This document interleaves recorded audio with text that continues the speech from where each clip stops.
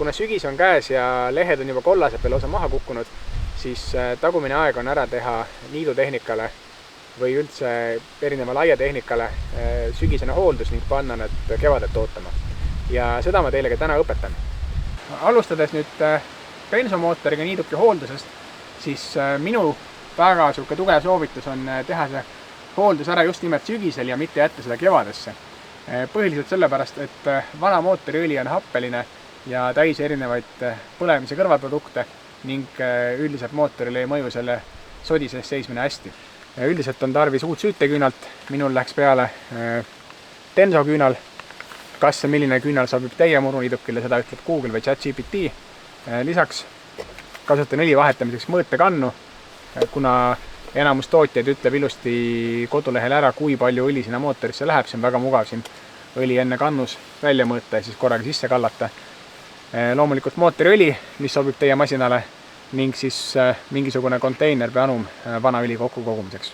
Põhimõtteliselt on nii, et kõige lihtsam on teha see sügisene õlivahetus ära pärast viimast niitmist. Siis on mootor soe ja õli pooleb hästi lihtsasti välja.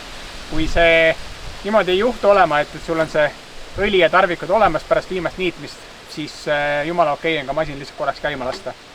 Käib enam-vähem soojaks ja tuleb see õli sealt oluliselt paremini välja. Nüüd, kui mootor on soojaks käinud, siis loomulikult ohutus enne kõike. Nii et enne kui mootori või tera kallal mingit tööd teha, siis kindlasti tuleb küünlajuhe maha võtta, et masin kogemata käima ei läheks. Osadel niidukitel on olemas põhja all eraldi õli väljalaske punn. Kuna minu omal seda ei ole, siis tuleb õli välja lasta siit samast täitmise august. Ja nüüd ei jää üle muud, kui leida üks sobiv anum. Minu puhul see punane plasmaskauss variant on võtta ka mingi vana kanister näiteks ja lahti lõigata külje pealt ning kallutada niidukit niimoodi, et see õli voolab sinna kausi sisse. Niiduki põhja puhastamiseks päris hea abimees on akutrelli otsas käib siuke vetsuharja moodi hari. Ma kõigepealt kraapisin suurema sodi maha kruvikeerajaga ning seejärel selle trelliharjaga sain ülejäänu ikka päris hästi puhtaks. Arvestada tuleks sellega, et kui vana õli välja kallata, siis ei tule sealt tegelikult kunagi lõpuni kõik välja, ehk siis mingisugune kogus õli jääb niikuinii sisse. Nii et kui näiteks minu selle Brixton Stratton 750 EX mootori puhul on õli kogus 0,6 liitrit, siis ma arvan, et kui ma siia praegu sisse kallama hakkan ning vardaga mõõtma, siis tegelikult ma 0,6 siia asemel ei pane. Ja õlist veel nii palju, et lähtuge kindlasti ka samamoodi kasutusjuhendist, tootja soovitusest. Aga minu masina puhul näiteks soovituslik õli on 130, aga lubatakse asendada ka sõiduautosse mõeldud 530-ga, mis tegelikult meie kliimasse sobib paremini, sest 530 on külmalt vedelam ning esiteks külmkäivitusel kaitseb mootorit paremini ning teiseks on endal ka lihtsam nööri tõmmata, kui õli on vedelam. Ma nüüd siis valasingi sisse siia siuke 400 ja natuke peale milli, umbes 420 ja nüüd teen kontrollmõõtmise. Mõõtmine samamoodi nagu autol. Esmalt tuleb õlivarras kaltsuga puhtaks pühkida ning toppida mootorisse nii sügavale, kui ta siis läheb. Sinna minu omal on siuksed hambad, mille taha ta peab minema, et ta lõpuni sisse läheks. Ja nüüd, kui see varras siit välja võtta, siis siin varda peal on sellised 2 noolekesteks ja tähtsamad isegi, kui need noolekesed on 2 auku. Ja siit aukude pealt on siis võimalik lugeda, et alumises augus on õli sees, ehk siis ta on üle alumise normi, üle miinimumi ja ülemine auk on tühi, nii et õlitase on alla maksimumi, nii et oleme täpselt õiges kohas. Ja teise tööna siis vahetame ära süüteküünla. Süüteküünla juht ma võtsin juba enne maha ohutuse eesmärgil. Küünla peale sobib tavaline number 16 padrun või kui on olemas, siis võib ka võtta spetsiaalse küünla võtma. Nagu näha, siis minu vana küünal ei ole mitte kõige hullem, aga kindlasti võiks olla ilusam, masin käiks paremini ja puhtamalt, nii et ma panen uue küünla peale. Küünla juhe peale ja ongi tehtud. Ja viimase tööna puhastan ära õhufiltri. Õhufilter asub vahel siin kuskil külje peal, kopsikus, vahel siin mootori peal, aga üldiselt seda väga raske leida pole ja tasub otsida alati karbussi lähedusest. Ehk siis kui väljalase on selle minu masina vasakul pool, siis sisselase ja karbuss on siin paremal pool. Minul on ta siin selle plastikkoksiku all.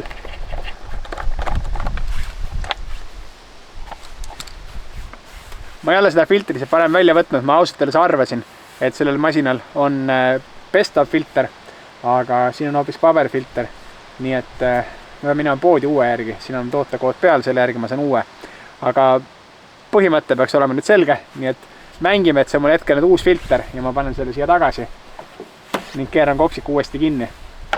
Ja täpselt nii lihtne see niiduki hooldus ongi. Ajakulud circa 10–15 minutit, rahaline kulu õli ja küünlaga koos äkki 5–6–7 euri, filter maksab ka midagi. Teenindus küsib selle sama töö eest, ma arvan minimaalselt 50 eurtsi ning plussis veel viimine, toomine ja ootamine, nii et igati kasulik. Mis siit veel kaasa võtta kindlasti? Kontrolli õlitaset, pärast esimest käivitust vaata üle, kõik oleks normis ja olgem ikkagi keskkonnateadlikud. Vana õli tuleb kindlasti kokku koguda, panna kinnisesse anumasse, näiteks klaaspurki või vanasse õlikanistrisse ja viia jäätmejaama.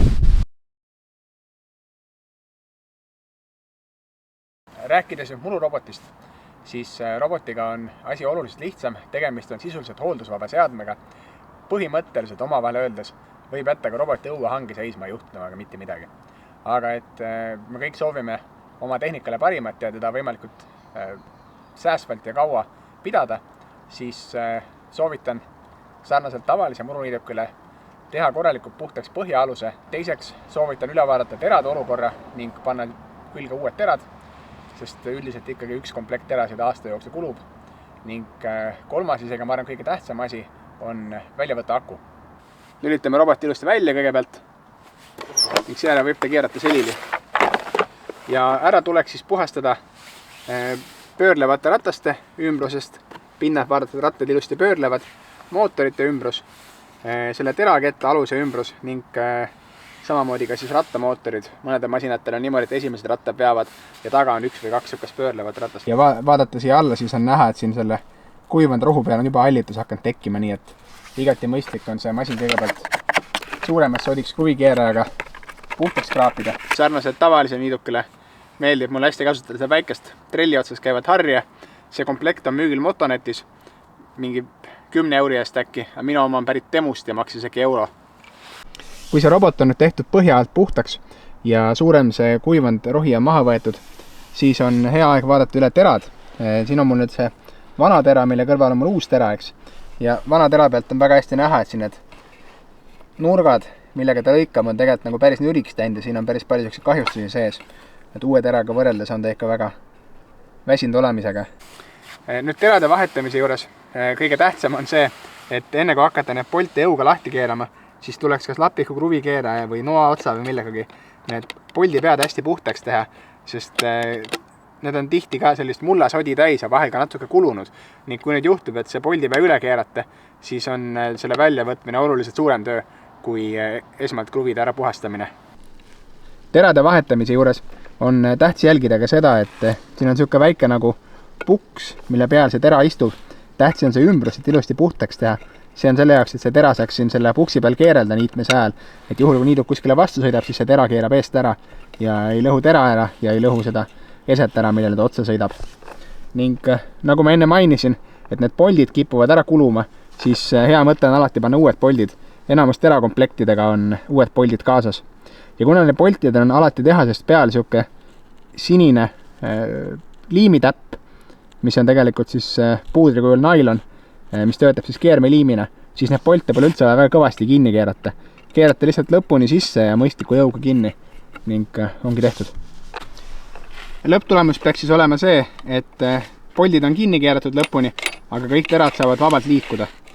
Kui tavalise niiduki puhul ei ole minu meelest ääretult tähtis seda niidutera iga aasta teritada, minu meelest muruniitmise kvaliteet sellest oluliselt ei muutu, siis kuna roboti pöörlemiskiirus on oluliselt väiksem, tera ise on väiksem ja jõudlus on väiksem, siis uus tera annab niitmisele hoopis teise jume.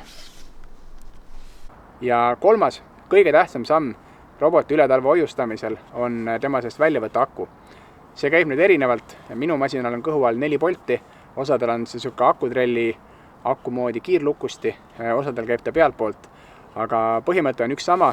Miks seda teha on see, et robot tarbib alati voolu, mingil määral, isegi siis, kui ta on välja lülitatud. Kehvemal juhul aga lõpeb see sellega, et see aku on laetud nii tühjaks, et ta kevadel enam ei ärka ning on tarvis suunduda remondipunkti või uue aku järgi.